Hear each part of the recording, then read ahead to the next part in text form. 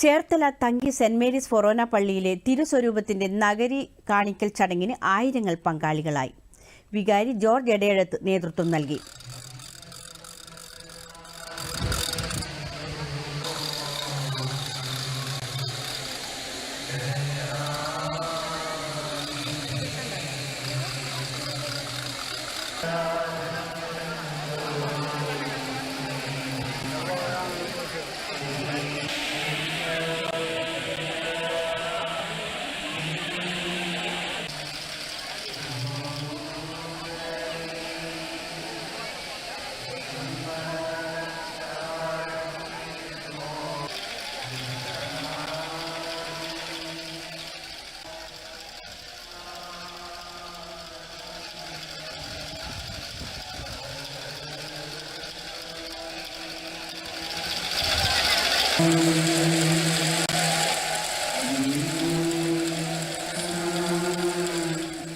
രാത്രി 10:30 പീഡാനുഭവ നൊവേനയും 12-ന് ഖബറടക്കവും നടന്നു.